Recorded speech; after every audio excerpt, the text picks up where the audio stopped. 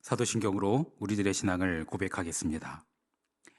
전능하사 천지를 만드신 하나님 아버지를 내가 믿사오며 그 외아들 우리 주 예수 그리스도를 믿사오니 이는 성령으로 잉태하사 동정녀 마리아에게 나시고 본디오 빌라도에게 고난을 받으사 십자가에 못 박혀 죽으시고 장사한 지 사흘 만에 죽은 자 가운데서 다시 살아나시며 하늘에 오르사 전능하신 하나님 우편에 앉아 계시다가 저리로서 산자와 죽은 자를 심판하러 오시리라.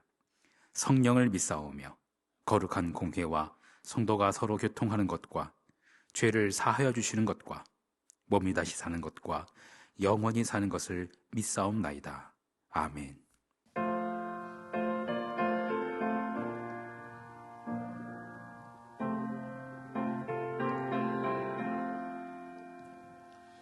죄짐 받은 우리 구주 어찌 좋은 친구인지 걱정되신 무거운지 우리 주께 맡기세. 주께 고함 없는 받지 못하네. 사람들이 어찌하여 아뢰 줄을 모를까. 시험 걱정 모든 괴로움 없는 사람 누군가. 부질없이 낙심 말고 기도드려 하래세. 이런 진실하신 친구 찾아볼 수 있을까. 우리 약함하시오니 어찌 아니하리까. 근심 걱정 무거운 짐 아니 진짜 누군가. 피난처는 우리 예수 주께 기도드리세. 세상 친구 멸시하고 나를 조롱하여도 예수 품에 안기어서 참된 위로 받겠네.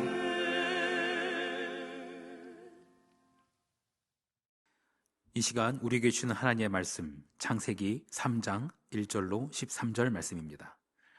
창세기 3장 1절로 13절 말씀. 그런데 뱀은 여호와 하나님이 지으신 들짐승 중에 가장 간교하니라. 뱀이 여자에게 물어 이르되 하나님이 참으로 너희에게 동산 모든 나무의 열매를 먹지 말라 하시더냐.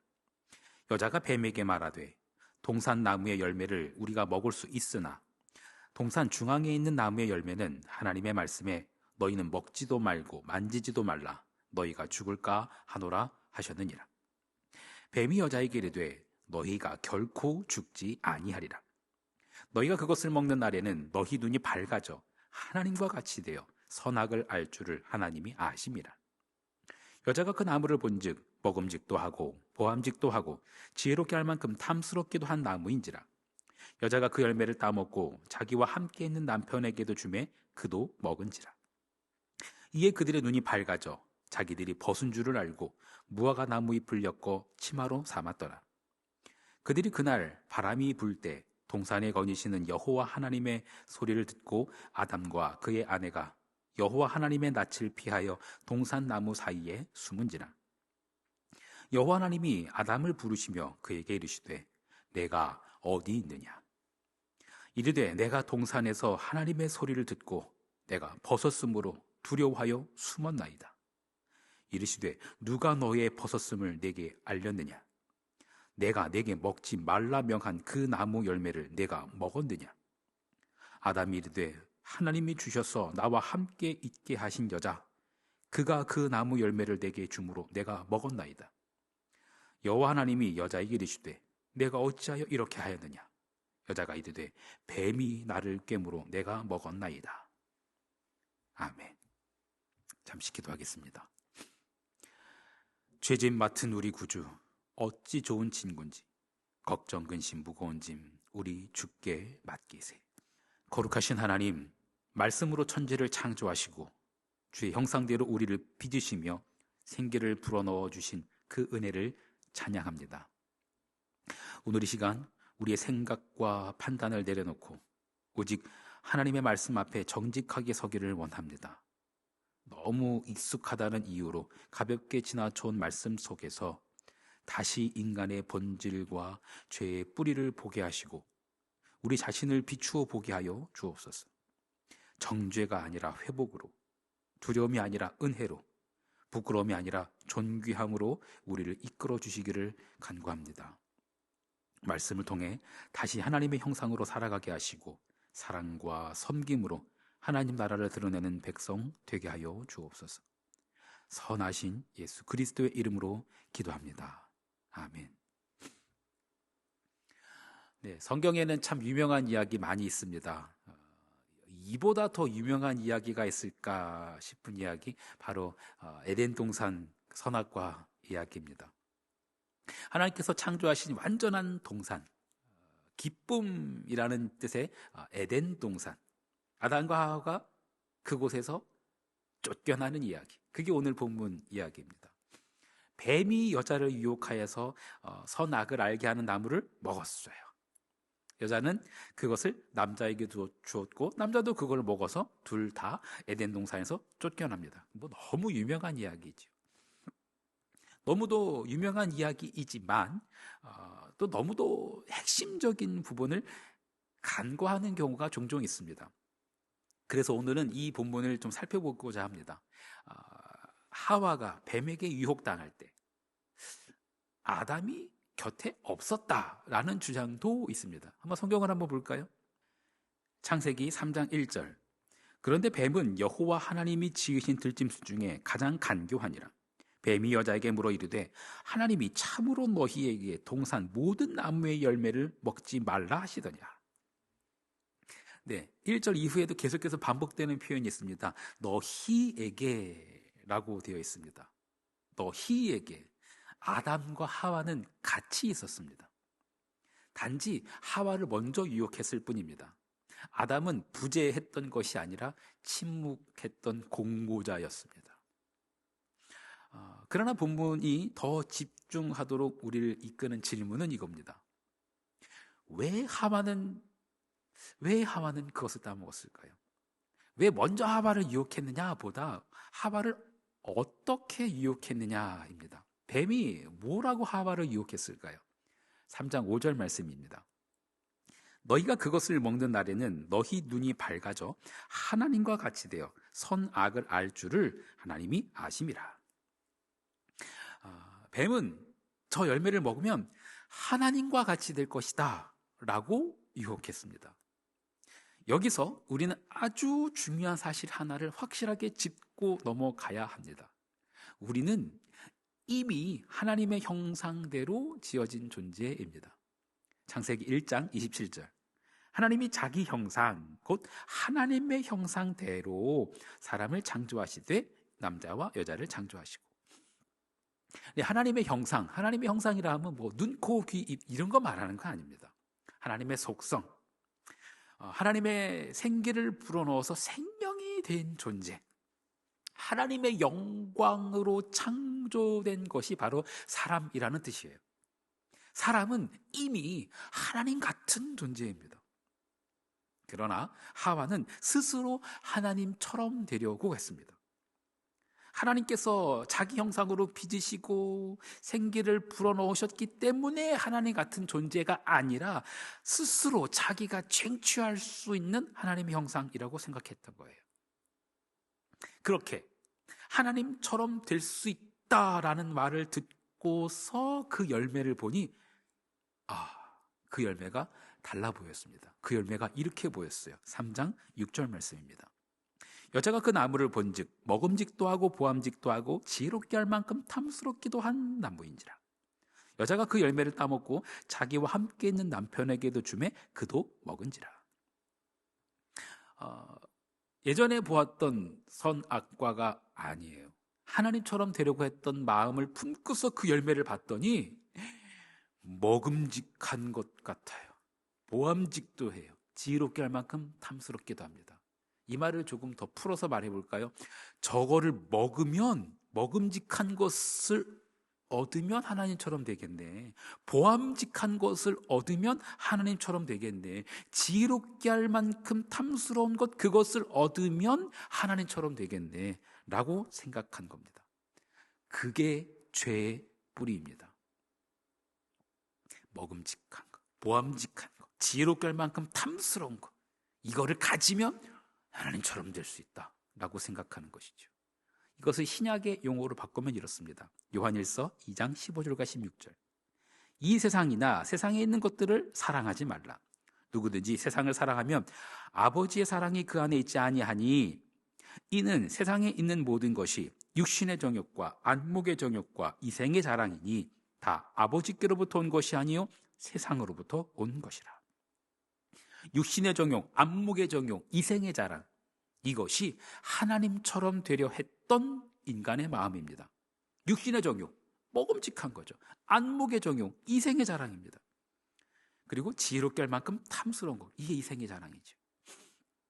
안목의 정욕, 보암직한 것, 이것을 얻으면 하나님처럼 된다고 생각하는 거예요. 오늘날의 언어로 바꿔볼까요? 성, 돈, 권력, 이겁니다. 여자를 얻으면, 돈을 얻으면, 권력을 거머쥐면, 그리고 그걸로 휘두르면 그게 하나님처럼 된다고 생각하는 거예요. 참으로 어리석은 생각이죠. 하지만 그 모든 것은 하나님의 영광을 위하여 하나님께 드려야 할 것입니다. 성, 부부관계, 그거 결코 내가 함부로 해서는 안 되는 겁니다. 섬기고 사랑해야 하는 것이지요. 그때 그것은 하나님의 영광을 드러내는 아주 아름다운 것이 됩니다. 돈? 여러분, 돈보다 아름다운 게 있습니까? 돈을 하나님의 영광을 위하여, 하나님 나라를 위하여 사용할 때 이거보다 가치 있는 일이 있겠어요? 하지만 돈으로 갑질하거나 착취하거나 그럴 때 돈만큼 추한 것이 또 없어요. 권력도 마찬가지이죠. 권력을 쥐었을 때 정말 하나님의 형상으로 사랑하고 섬기면 그 권력이라는 것이 참 아름다운 것이 됩니다. 하지만 권력을 쥐고서 자기가 하나님인 것처럼 해대면은 그게 바로 죄가 되는 거예요. 그런 악한 마음은 누가 봐도 부끄러운 겁니다. 이런 죄악이 내 속에 있다는 것이 감추어지지 않고 들켰다면 너무너무 부끄러울 거예요. 그래서 선악과를 따먹은 후 아담과 하와의 첫 번째 반응은 바로 부끄러움이었습니다. 창세기 3장 7절 말씀. 이에 그들의 눈이 밝아져 자기들이 벗은 줄을 알고 무화과 나뭇잎을 엮어 치마로 삼았더라. 네, 창세기 3장을 묵상하고 있는데요. 창세기 3장을 시작하기 바로 직전, 창세기 2장의 마지막 장면, 아직 죄가 들어오기 전 하나님께서 창조하신 우주 만물과 그 안에 있는 사람의 모습, 거기에 대해서 창세기 2장의 맨 마지막 절은 이렇게 기록합니다. 창세기 2장 25절. 아담과 그의 아내 두 사람이 벌거벗었으나 부끄러워하지 아니하니라. 하나님의 형상대로 지어진 사람, 하나님이 빚으시고 그 코에 생기를 불어넣어 생명이 되게 하신 인간, 하나님을 하나님이라고 고백했던 그 인간, 죄가 전혀 없던 그 인간의 모습은 서로에게 부끄러움이 없었던 모습입니다. 죄가 들어오면서 육신의 정욕, 안목의 정욕, 이생의 자랑으로 서로를 대하면서 사람들은 서로를 부끄러워하게 되었습니다. 우리의 존재 자체가 부끄러움인 것이 아니라 우리 안에 들어온 죄가 우리를 부끄럽게 하는 거예요. 우리는 결코 부끄러운 존재가 아닙니다. 하나님께서 빚으시고 생기를 불어넣으신 존귀한 존재입니다. 우리는 서로의 존재를 부끄럽게 여길 것이 아니라 우리 안에 있는 죄악을 부끄러워하고 괴로워하고 토해내야 합니다. 사랑하는 성도 여러분, 하나님은 이미 우리를 하나님의 형상대로 지으셨습니다. 그리고 은혜 안에 살도록 우리를 부르셨어요. 우리를 부끄럽게 하는 것은 우리의 몸이나 우리의 소유가 아니라 하나님을 떠나 스스로 하나님이 되려고 했던 그 죄악입니다. 첫 아담이 나무 앞에서 불순종을 저질렀었을 때, 둘째 아담이신 예수 그리스도께서는 나무 십자가 위에서 끝까지 순종하심으로 그 실패를 대신 짊어지셨습니다. 죄인의 형상을 입고 심판을 당하심으로 하나님처럼 되려 했던 인간을 다시 하나님의 자녀로 회복시키셨습니다. 이제 우리는 네가 어디 있느냐 라고 부르시는 그 하나님의 음성 앞에 엎드려 은혜를 구하는 삶으로 나아가야 합니다. 날마다 그 은혜 안에서 하나님의 형상으로 회복되어 사랑과 섬김으로 하나님의 나라를 드러내는 하나님 나라 백성 되기를 간절히 축원합니다. 주기도문 하시겠습니다. 하늘에 계신 우리 아버지여, 이름이 거룩히 여김을 받으시오며 나라가 임하시오며 뜻이 하늘에서 이루어진 것 같이 땅에서도 이루어지이다. 오늘 우리에게 일용할 양식을 주시옵고 우리가 우리에게 죄 지은 자를 사하여 준 것 같이 우리 죄를 사하여 주시옵고 우리를 시험에 들게 하지 마시옵고 다만 악에서 구하시옵소서. 나라와 권세와 영광이 아버지께 영원히 있사옵나이다. 아멘.